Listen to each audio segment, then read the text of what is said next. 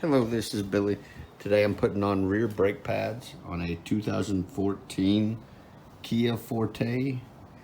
This one is the EX model. The first thing I want to do is loosen up the lug nuts. I'm going to loosen those up a little before I get the wheel up off of the ground. Okay, I've gotten the wheel up off of the ground. I went ahead and removed all of the lug nuts, and now I've got the tire sitting underneath the car beside the jack. That's just a safety measure in case the jack was to slip while I'm working on the vehicle. So now what I'm about to do is get a wrench or socket on this one here, and then this one here, and then this caliper will come up so that I can get it up out of the way here, and we'll get right back to you. Okay, now before we start pushing the caliper back, we want to give the fluid a place to go. And what that means is right here, the reservoir for the brake fluid. We're just going to take this cap off and set it to the side for now.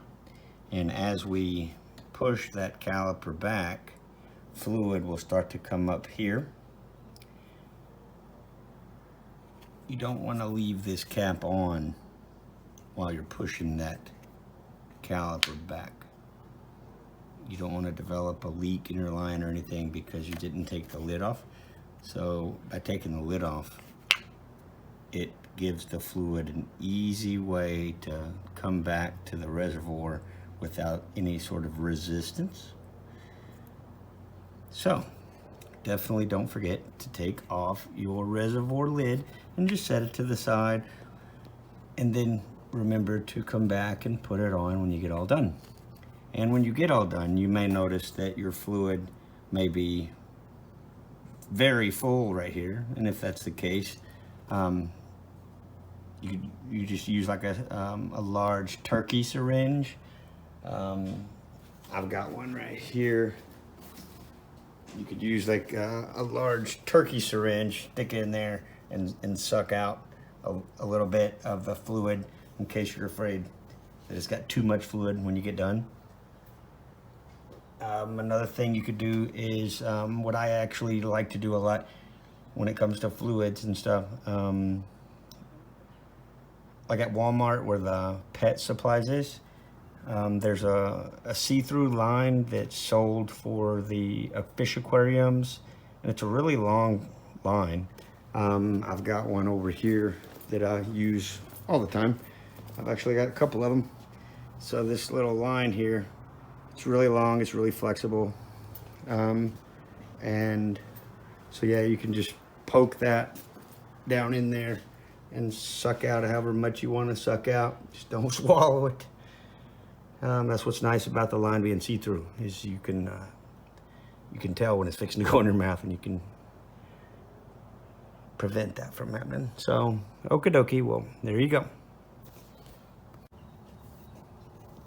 Okay, so now that those two bolts have been removed and set aside, the caliper just pull back and it comes right back out of the way. You are going to want to take like a clothes hanger or some zip ties and have it supported with a clothes hanger or zip ties. That way it's not hanging on the brake line. That would be an expensive repair if the brake line began having a problem because it was hanging from the brake line. So yeah, you definitely want to have some zip ties or some hanger, something to tie it up so that it's not pulling on the actual brake line. Okay, so now that I've got this tied back like this, now the next thing is going to be to get this brake caliper pushed back so that the new brake pads are thicker than the worn out old brake pads. So we have to get this caliper to go back. Now they actually do make a special tool that fits in that little hole and that little hole, and what it does is it spins it clockwise to make that caliper go all the way back. I believe this can be done with just some channel locks. So that's all I'm doing is putting channel locks, grabbing a hold of it right here like this. And I'm making sure that I do not damage this little rubber boot right here. And I'm just gonna slowly turn it clockwise until it's all the way back out of the way, and then we'll come right back.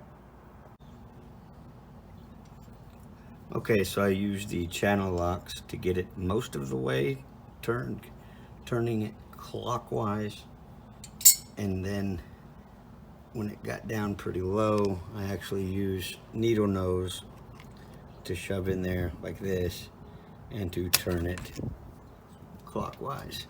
So that's what I've done to get the caliper all the way back.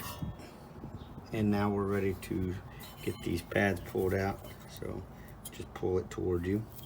And the back one I've already set out on the ground. The back one was right here. I just pulled it out. And so now we're ready to grab our new brake pads and slide them in. Okay, so pushing this caliper back, I'm doing it like this, and it's a lot easier, so I thought I'd share the information. I got my needle nose shoved into the little spots for the special tool. So if you want to go rent the special tool, and you could do it like that. Otherwise, you could just do it like this and save yourself the trip of renting the special tool. I got some needle nose shoved in there like that. Now the trick would be back here. Take your zip tie, and you get that in there like that. Take your zip tie and zip tie this back here. That way it stays nice and snugged and tight, holding good grip on it. And then you can, with two hands, just spin this baby, and it goes right in, man. It goes in very easy like this. So for anybody this may help, good luck. Bye. And here's the new brake pads in comparison to the old brake pads. You'll notice that the new brake pads are a lot thicker. That one's wore down to almost nothing there. And the new one is a lot thicker. Now what I just wanted to point out is on the brake pads that came out, you can see this right here and right here. That's from the actual, from this side of the caliper, the markings on the old pad. You can see it here and here. And same thing with the other brake pad. This is the old one on the back side. This will be the new one. I've got them laid out so that I can tell this one goes there and this one goes there. And you'll see this round spot right here. That round spot on the pad is from the actual caliper pushing on it. So that's the one that was on the back. So this is the perfect match to that one. So now we just slide these new pads in, and it's pretty simple. You just put it in and push, and then when it's good and flat up against the rotor there, you know you're in good. So there's the front one, and then same thing with the back one. Okay, so my zip tie, I just cut the zip tie, brought the caliper into place. One thing to point out is right here it's squishy right there. Same thing down here, it's squishy. So when you're putting the caliper on, just keep in mind that this right here is squishy and this right here is squishy. And the reason why is so it can flex around. It'll flex back and forth. So when you're trying to put that caliper in, just keep that in mind. You can move that a little bit, you can move that a little bit. They just kind of squish around and then get it lined up. And so far all I've done is the little bolts, I've just stabbed them and ran them in a little bit by hand. Now when I tighten these bolts up, I'm not gonna get too carried away.